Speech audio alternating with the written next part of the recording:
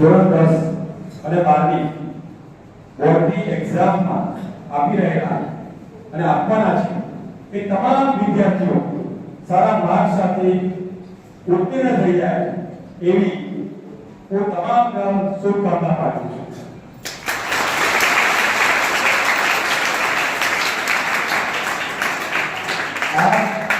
સારા ગુણ સાથે ઉત્તીર્ણ થાઓ, તમારો લક્ષ્ય જે છે એ સિદ્ધ થાય અને તમારા માતા પિતા, તમારા ગામ અને સાથે સાથે તમારી સ્કૂલનું ગૌરવ તમે વધારો એવા હું તમને આશીર્વાદ આપું છું.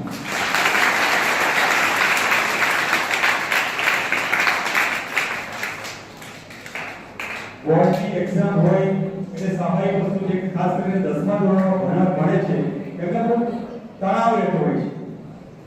ઘણા બધા લોકો બધાને ફરિયાદ કરતા હોય મા-બાપ કે બહુ તણાવ રહે છે, સ્ટ્રેસ રહે છે. પણ જો કે આજથી લઈ અને બોર્ડની એક્ઝામ આવવાની છે ત્યાં સુધી મારું એવું મંતવ્ય છે કે હું પણ સ્ટુડન્ટ રહ્યો છું કે તમે એકદમ વ્યવસ્થિત ટાઈમ ટેબલ બનાવી તમામ જે વિષય જે છે એને તમે એકદમ સરખું મહત્વ આપો કે ભાઈ તમે વિષયવાર વેચી લો. ઘણી વખત આપણે શું કરતા હોય કે જે ગમતો વિષય વાંચ્યા કરીએ અને ના ગમતો વિષય હોય એના સાઈડમાં મૂકી દઈએ. તો એવું ના કરશો. જે વિષય ગમતો હોય એને પણ એટલું જ વેટેજ આપો, ના ગમતો હોય એને જ વેટેજ, કારણ કે તમામના માર્ક્સ સરખા હોય છે. એટલે તમામ જે વિષય છે એને સરખું તમારે મહત્વ આપવું જોઈએ. તમે ટાઈમ ટેબલ બનાવી લો અને ટાઈમ ટેબલને તમે ફોલો કરો. કારણ કે સફળતાનો સૌથી આધાર કોની પર રહ્યો છે કે સખત મહેનત, બરાબર, પરિશ્રમ એક પાસ મળી છે. જો તમે સખત મહેનત કરશો તો રિઝલ્ટ મળવાનું છે. બિનજરૂરી ચિંતા ના કરો. તમે ચિંતા કરવી જોઈએ અને ચિંતા ના પણ કરવી જોઈએ. કારણ કે આપણે વાંચીએ નહીં અને બિનજરૂરી ચિંતા કરીએ તો કઈ રિઝલ્ટ મળવાનું નથી. તમે મહેનત કરો, ચિંતા ઓછી કરો, બિનજરૂરી ચિંતા ના કરો. દરકાર તો કરવાની છે કે બિલકુલ કે આપણે તમે મૂકી દીધી ચોપડી વાળા આપણે પાસ થવું હોય તો થઈ જશું, તો ભાઈ એમ તો પાસ નથી થવાનું. એટલે મહેનત તો કરવાની છે. ડર કાઢી નાખો. કારણ કે મોટા ભાગના જે જોયું છે કે સ્ટુડન્ટ કે એક્ઝામ ફોબિયા હોય છે, એમને એક્ઝામ પર ડર હોય છે. હોશિયાર હોય પણ એક્ઝામ હોલમાં જાય એટલે ડરના કારણે ઘણો બધો ભૂલી જતા હોય.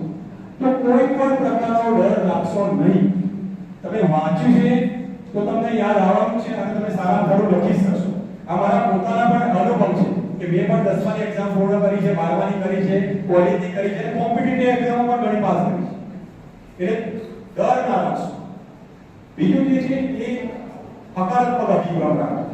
ઘણી વખત શું છે કે આપણે નેગેટિવ બહુ વિચારતા છે કે ભાઈ હું તો ફેલ થઈશ તો શું કરીશ, હું તો ભૂલી જઈશ તો શું કરીશ. ના ભૂલી જાઓ. તમે હકારાત્મક અભિગમ રાખો છો તો બધું જ તમને યાદમાં રહેવાનું છે અને ધાર્યું રિઝલ્ટ મળવાનું છે. નકારાત્મકતા છોડી દો. બીજું કે જ્યારે તમે એક્ઝામ મતલબ એ હોલમાં જાઓ ત્યારે એકદમ ફ્રેશ માઇન્ડ રાખો અને એકદમ વ્યવસ્થિત તમે પેપર વાંચી લો અને તમને સારામાં સારું મતલબ જે પણ આવડતું હોય એ પ્રશ્ન તમે મતલબ પહેલો એટેમ્પ્ટ કરો. જેમ જેમ તમને મતલબ એટેમ્પ્ટ કરતા જશો, જે વસ્તુ આવડતું હશે એ એટેમ્પ્ટ કરતા જશો તો તમારો કોન્ફિડન્સ વધતો જશે. આ ક્રિકેટ જેવું છે. તમે જોવા કે ક્રિકેટમાં કેવું છે, ધુરંધર ખેલાડીઓ હોય છે તો એ જ ધુરંધર ખેલાડીઓ ચોક્કા છક્કા મારી અને સદી પૂરી કરી દેતા હોય છે, બરાબર ને? અને એ જ ધુરંધર ખેલાડીઓ જે છે બીજી મેચમાં સસ્તામાં આઉટ થઈ જતા હોય છે. એટલે આ પરીક્ષા પણ સાયકોલોજી જેવું છે. જેમ ક્રિકેટ સાયકોલોજીકલ ગેમ છે ને એ રીતે પરીક્ષા પણ એવું જ છે કે જો તમે પોઝિટિવ એપ્રોચ રાખશો, એક ક્વેશ્ચન સારી રીતે એટેન્ડ કરશો, બીજો એટેન્ડ કરશો તો ધીરે ધીરે બધા ક્વેશ્ચન તમે સારી રીતે બધાને લખી શકશો. એટલે આ એક્ઝામ એટલું કંઈ નથી, સાયકોલોજીકલ લડાઈ છે. અને જે માનસિક રીતે મક્કમ રહેશે, જે અડગ રહેશે એનો વિજય થવાનો છે. બીજું કે તમે 10મા ધોરણમાં ભણો, 12મા ધોરણમાં ભણો છો તો આ તમારી કોઈ અંતિમ એક્ઝામ નથી. ઘણા સ્ટુડન્ટો આપણે જોયા છે કે દારૂ પરિણામ ન આવે તો આત્મહત્યા પણ કરી લેતા હોય. શું આત્મહત્યા એ ઉપાય છે? આત્મહત્યા એ કોઈ ઉપાય નથી. આત્મહત્યા કોણ કરે? ડરપોક વ્યક્તિ કરે. જે લીડર છે એ કોઈ દારો ક્યારે આત્મહત્યા કરતો નથી. કારણ કે તમારા મા-બાપની તમારી પર અપેક્ષા છે કે ભાઈ મારો દીકરો કે મારી દીકરી એ મોટી થશે, ભણી અને એની કારકિર્દી બનાવશે અને વળતરમાં મારો સહારો બનશે. અને તમે આવો શોર્ટકટ કરી અને આત્મહત્યા કરી લો તો એ મા-બાપની શું વિચારે? એટલે યાદ રાખો કે ભાઈ આ બોર્ડ અંતિમ એક્ઝામ નથી. એક્ઝામ તો ડગલે પછી આવવાની છે. જીવનની એક પરીક્ષા છે. તમારી 10th ની એક્ઝામ પૂરી થશે, 12મા ની આવશે, કોલેજની આવશે, કોલેજની પૂરી કરશો એટલે ઉચ્ચ અભ્યાસ માટે જશો એની પણ એક્ઝામ આવવાની છે. એ પૂર્ણ કરશો એટલે કોમ્પિટિટિવ એક્ઝામ આવવાની છે. એટલે ડબલે ને પગલે એક્ઝામ આવવાની છે. પરીક્ષા જીવનનું નામ જ પરીક્ષા છે. ડબલે ને પરીક્ષા આવવાની છે. એટલે કોઈએ જો નિષ્ફળ જવાય તો નાસીપાસ થવાની કોઈ જરૂર નથી. બરાબર? કહેવતો છે કે નિષ્ફળતા એ જ સફળતાની ચાવી છે. આ કહેવતો એકને નથી પડી. આ ઘણા જ લોકો જે છે, ઘણા લોકો ખૂબ સફળ થયેલા છે. પણ જો એમના બધા કે તમે એના પુસ્તકો વાંચશો અથવા એમના તમે કોન્ટેક્ટમાં આવશો, ખૂબ સફળ થયેલા વ્યક્તિઓ જે છે એ એમના જીવનના પ્રારંભિક તબક્કામાં એમને નિષ્ફળતાઓની એમને સહન કરી હોય છે.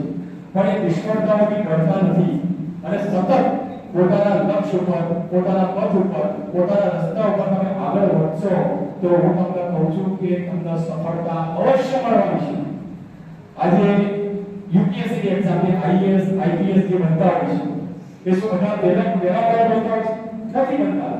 કેટલાક બધા એ લોકો પહેલા ટ્રાય બની જતા, કોઈ બીજા ટ્રાય, ત્રીજા ટ્રાય, ચોથા ટ્રાય, પાંચમા ટ્રાય, છઠ્ઠા ટ્રાય આ બનતા હોય છે. એટલે યાદ રાખો કે નિષ્ફળ તમે જાઓ તો કોઈ ડરવાની જરૂર નથી. અને ડર ક્યાં આવી? ડર કાઢી નાખો મગજમાંથી. અને બીજી